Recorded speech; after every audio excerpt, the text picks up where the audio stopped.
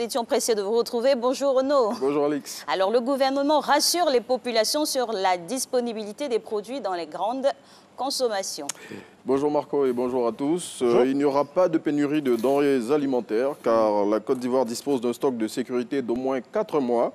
C'est l'assurance apportée hier par Souleymane Diarra face à la course aux provisions à laquelle se livrent les populations qui craignent des ruptures de stock en raison de la pandémie de Covid-19.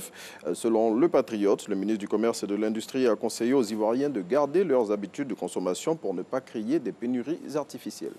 Et puis toujours dans la lutte contre le coronavirus, les autorités aéroportuaires prennent des mesures.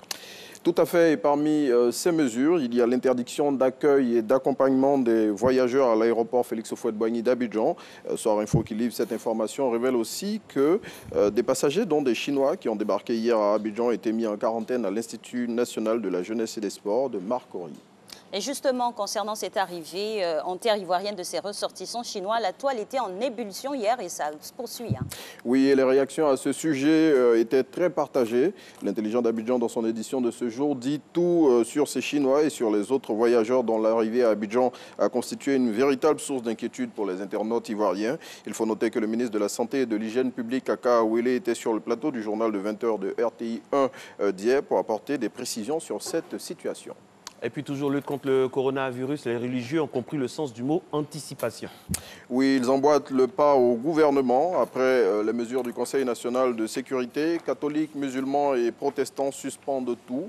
Retrouvez dans le quotidien le matin de ce jour les déclarations des responsables de ces confessions religieuses. Et les soldats de première ligne de la lutte, les agents de santé, étaient hier en conclave. Oui, et cette rencontre, selon l'Inter, était relative à la prise en charge des cas de coronavirus. Les agents de santé qui sont en première ligne dans la lutte contre la pandémie ont adressé des demandes au gouvernement au sortir de cette réunion. Plus de précisions dans l'Inter. Enfin, on peut parler d'autre chose maintenant, cette fois de politique. Le projet de loi sur la réforme de la Constitution a été adopté hier. Et pour parvenir à ce résultat, ce sont 246 parlementaires sur les 248 qui ont voté oui hier à Yamoussoukro. Selon l'expression qui relaie l'information, 2 parlementaires ont voté non et aucune abstention n'a été enregistrée.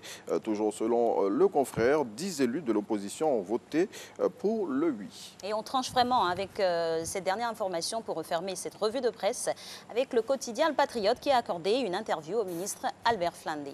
Oui, au cours de cet entretien, l'ancien vice-président de l'Union pour la démocratie et la paix en Côte d'Ivoire, qui milite désormais au RHDP, a dit concernant le supposé mécontentement d'Albert Mabry Touakeus après la désignation d'Amadou Gon Coulibaly comme candidat du RHDP pour la présidentielle, ça va lui passer.